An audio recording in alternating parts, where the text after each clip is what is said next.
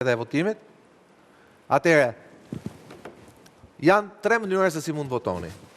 Mënyra më e saktë dhe më e plot do të ishte të votohet numri i koalicionit dhe më pas emri i kandidatit që ju do preferoni nga lista e hapur. Ju kujtoj që këtu në listën e mbyllur me gërmat vogla janë emrat e kandidatëve të listës mbyllur, udhëheqësi politik i qarkut dhe emrat e tjerë. Dhe ndërkohë, pra, kjo është mënyra më e saktë për të votuar, votohet numri i koalicionit dhe emri i kandidatit. Kjo është mënyra e parë. Mënyra tjetër mund të jetë thjesht të votoni koalicionin. Pra, edhe nëse nuk votoni një emër kandidati, po votoni vetëm emrin e koalicionit, vota quhet e vlefshme pasi i shkon koalicionit për cilin ju keni vendosur shenjën. Por, ka edhe një mënyrë të tretë. Mënyra e tretë është votoni vetëm emrin e kandidatit. Pra, tek lista e hapur, ku shikoni këto kuadratet, mund votoni emrin e kandidatit. Dhe automatikisht vota i shkon dhe koalicionit. Por, ajo që nuk mund të bëni, ose më saktë nëse e bëni vota juaj do të quhet e pavlefshme, është të shënoni emrin, të shënoni numrin e koalicionit dhe emrin e një kandidati në një koalicion tjetër. Pra, nuk mund të votoni në mënyrë të kryqëzuar. Duhet votoni gjithmonë në një kolon. Në momentin që votoni një koalicion dhe një kandidat në një koalicion tjetër, automatikisht fleta e votimit do të quhet e pavlefshme. Siç u thash, mënyra më e saktë dhe më e plot dhe themi më e ndershme do të ishte edhe në respekt kandidatit, në respekt partisë që ju simpatizoni, është të votoni logon e koalicionit dhe më pas të votoni emrin e një kandidati. Por siç u thash, ka edhe 2 mënyra tjera. Të votoni vetëm numrin e koalicionit, pra nuk ka nevojë ta shënoni emrin e kandidatit, ai shkon automatikisht koalicionit dhe më pas votat numërohen dhe ndahen mes kandidatëve në listën e pavarur, ose të votoni emrin e kandidatit. Dhe në këtë mënyrë vota juaj do të jetë e vlefshme, i shkon dhe koalicionit. Dhe kujdes, votoni koalicionin dhe votoni kandidatin e një koalicioni tjetër, vota juaj quhet e pa vlefshme. Shpresoj që të kem qenë i saktë dhe i qartë.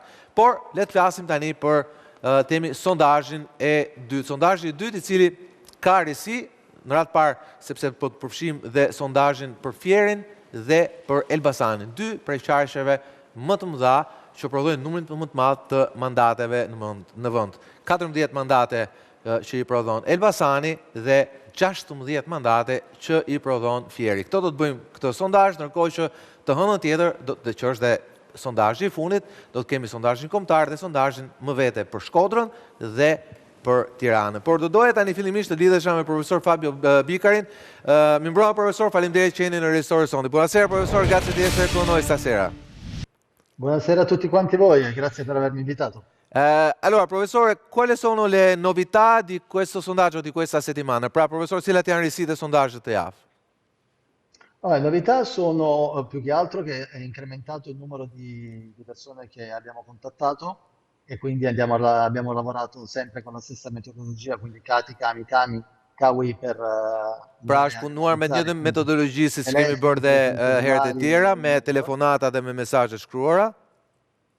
E nello stesso tempo abbiamo contattato 8.342 persone, di cui le interviste completate sono state 3.000, quindi vediamo che pian piano siamo andati ad avere un'idea sempre più chiara, che devo dire onestamente non si discosta, poi come vedremo, tantissimo da quelle della scorsa settimana. Sì, l'ho visto. Allora, pra atëherë profesori thotë që janë kontaktuar mbi 8.400 veta, prej cilëve janë përgjigjur plotësisht ndaj kuestionarit, pra ndaj pyetësorit 3.000. Pra kemi një sondazh edhe më të lartë se sa i javës kaluar, pasi javën e kaluar sondazhet janë përgjigjur nga 6.000 të pyetur, janë përgjigjur 2.000. Allora, professore, abbiamo circa 3.000, cioè 1.000 persone in più che hanno risposto al sondaggio. Cioè, questo perché? Perché avete incluso anche Fiere ed Elbasan, pra e pyet profesorin, pra bëhet fjalë për 3.000 ndryshe nga 2.000 që ishte javën e kaluar, kjo ndoshta për shkak se është përfshirë dhe Fieri dhe Elbasani? Esatto, quindi siamo andati, ci sono 500 su 500, quindi 500 più su Elbasan e Fier e 500 su Fier, e quindi in questo modo siamo arrivati su 2.000 complete sull'Albania e nello stesso tempo siamo andati abbiamo raggiunto il target di 3.000. Pra, 2.000 veta janë të përfshirë vetëm në sondazhin për Shqipërinë, pra në shkallë kombëtare, dhe në kohë 1.000 tjerë, 500 Fier dhe 500 në Elbasan, janë pyetur pyetje specifike për qarkun e Fierit dhe të Elbasanit. Allora, per primo, avete già incluso anche avete aggiunto anche delle altre domande, no, in questo sondaggio, pra keni shtuar dhe pyetje të tjera në këtë sondazh, anche in scala nazionale, edhe në shkallë kombëtare.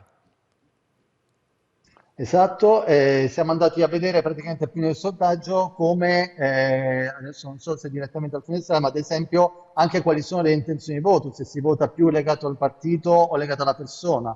Siamo andati Pra più është bërë nel pyetja dettaglio. shtesë nëse preferoni më shumë të votoni në bazë të, pra nëse i rikthehemi fletës votimit, nëse do votoni të nxitur nga koalicioni, pra nga emri i partisë, apo nëse jeni të motivuar më shumë nga emri i kandidatit. Si professore, continui. E poi siamo andati più nel dettaglio invece a analizzare le due città, quindi Elbasan e Fier, e questo ci ha permesso di comprendere altre visioni sulle intenzioni di voto. Pra janë përfshirë edhe Elbasani dhe Fieri për të kuptuar dhe qëllimin e votimit. Allora, la prossima settimana farete Tirana e Scutari. Allora, perché Esatto. avete scelto Tirana? Sì, perché è il più grande, diciamo, eleggio elettorale, ma poi Scutari perché? Atëherë javën tjetër janë zgjedhur Tirana dhe Shkodra. Tirana kuptohet, është zona më e madhe elektorale, po Shkodra pse?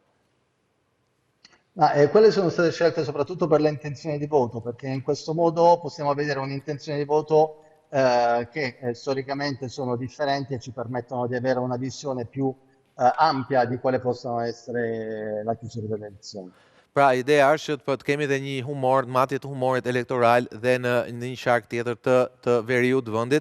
Po e shtoj unë këtë sigurisht Shkodra është interesante për shkak se është një zonë elektorale ku Partia Demokratike ka treguar soliditet dhe në ditët e saj më të vështira, qoftë në vitin 2017, po i referohemi 2 zgjedhjeve të fundit, edhe në vitin 2021. Padyshim Shkodra ka një risi që ka një kryetar bashkie socialist për herë të parë, ose më saktë një kryetar bashkie jo demokrat, për herë të parë që nga viti 1996, kështu që a do këtë ndryshuar diçka apo jo. Allora, Scutari è anche una novità perché si governa da un sindaco che non è del Partito Democratico, cioè la prima volta dal 1996. Allora anche questo è importante, no? Esatto, è molto importante, per questo, come dicevo, l'abbiamo visto che sarà interessante vedere quali sono le loro inclusioni. Allora, l'ultima domanda, professore. Allora, vediamo il primo tabellone. Shikojmë tabelën e parë, ajo ku flitet për çështjet që shqetësojnë njerëzit. Nëse regjia më ndihmon me sondazhin e parë, skenari shoqëror, politik, kombëtar, duke menduar për Shqipërinë në përgjithësi, atëherë thot kuestionari dhe tenton të përgjigjet pyetjeve cilat janë çështjet që ju shqetësojnë më shumë. Atëherë shikojmë çështjet janë kriza ekonomike, inflacioni që mbizotron sërish, papunësia, mungesa e punësimit, pensionet e ulta, imigracioni, varfëria, korrupsioni, pagat e ulta, kriminaliteti, pra janë bas shifrave, pra duke filluar nga më e larta te më e ulta, infrastruktura dhe transporti, politika dhe kriza politike, qeverisja e keqe, kultura dhe turizmi, lufta në Ukrainë. Ma vediamo, professore, che le cifre sono similarissime al primo sondaggio, no? Pra Sì, shikojmë që shifrat janë shumë ngjashme me sondazhin e parë. No, non sono cambiate quasi per niente. La cosa interessante è vedere che comunque buona parte delle problematiche sono problematiche internazionali. Si, allora, atëherë profesori thot për janë çështje që ti shikon edhe një sondazh që zhvillohet në gjithë botën. Ju lutem regjia, atëherë ju lutem kaloni te fleta 8, që është temi tabela 1 më përpara, skenari shoqëror politik kombëtar, sipas përvojës tuaj personale, si jetohet sot në Shqipëri, pra një më herët. Kjo është 9-8. Atëherë shikojmë 8. Kam përshtypjen që jeni te 10. 8 ju lutem, jo 10. Te kjo shkojmë pak më vonë, 8, po. Atëherë, skenari shoqëror politik kombëtar, sipas përvojës tuaj personale, si jetohet sot në Shqipëri. Mirë thon 46.1%, shumë mirë thon 6.4%, shumë keq thon 7.1%, 40.4% thotë që jetohet keq. Atëherë shikojmë një vlerësim pozitiv shumë mirë dhe mirë në 52.5%. Një rritje e lehtë 0.4% krahasuar me valën e parë të sondazhit. Allora, anche qui, professore, parliamo di quasi le stesse cifre, no? Cioè è un miglioramento Sì, abbiamo una... modesto di più 0,4%. Sì, più o meno sono un po' tutte le variazioni si girano più o meno su quei numeri che abbiamo visto in questo momento, ma sì, sono veramente minime e marginali. Allora, una ultima domanda e poi vi lascio andare. Allora, avete avuto delle difficoltà nel fare il sondaggio con il vostro metodo qui in Albania? Pra, keni patur një vështirësi për të bërë sondazhin sipas metodës tuaj këtu në Shqipëri? No, a dire il vero no, perché comunque sia è tutto è come ci si pone con le persone. Pra, jo thot sepse është barë mënyra si imponohesh njerëzve? Sì? Devo dire che non ci sono state problematiche, le persone sono state tutte a loro agio, come potete vedere anche nei numeri che abbiamo avuto nel dare risposte concrete a raggiungere l'obiettivo. Quindi devo dire no. Për përgjigje arsho, pra nuk kanë pasur një vështirësi për të bërë një sondazh, pasi në përgjithësi njerëzit, si shikoni dhe nga shifrat thotë profesor Vikari, janë përgjigjur rregullisht pyetjeve tona. Allora, professore, c'è una domanda da un mio collega, Skënder Mingjozi, sì. Buonasera, volevo sapere se in principio lei si aspetta, guardando le due waves, si aspetta un cambiamento sostanzioso nella prossima settimana? Cioè, come accade la cosa? Cioè, si possono verificare modifiche? Pra, pyetja e Skënderit është nisur nga rezultatet e dy sondazheve, nëse prisni një surprizë, një ndryshim të madh në sondazhin e javës tjetër, që është pak ditë para zgjedhjeve. Si, professore? Allora, dobbiamo considerare che tutto può succedere perché il contesto politico internazionale è molto particolare, però se andiamo a vedere i dati, ad esempio c'è una slide nello specifico che fa vedere il divario tra i primi due candidati e i valori, non so se poi mostrerete la slide, comunque i valori sono abbastanza netti in questo momento, quindi vedere delle variazioni dipenderà molto da quello che succederà nelle prossime settimane. Pra, profesor Vikari thotë që praktikisht temi ambienti politik është gjithmonë temi i lëvizshëm, por nisur nga shifrat që do shikoni, thotë sidomos midis dy kandidatëve kryesorë apo dy grupimeve kryesore, shifrat janë pak a shumë temi të ngjashme me njëra tjetrën, pra do varet se çfarë do ndodhi në ditët e ardhshme. Ok, professore, la ringrazio molto di essere con noi, grazie del vostro lavoro. Buona serata. Përcjellim profesor Vikarin, i cili është dhe drejtuesi i këtij sondazhi. Atëherë, më lejoni që të ngrihem, sepse ndoshta e ndjekim më mirë nga Magic Wall, për të kuptuar edhe një herë, për të shpallur edhe një herë shifrat e para të sondazhit. Kjo është ajo që ne e pam, pra që e komentuam. Pra, si jetohet Shqipëri, ka një vlerësim pozitiv shumë mirë dhe mirë me 52.5%, një rritje e lehtë krahasuar me sondazhin e parë.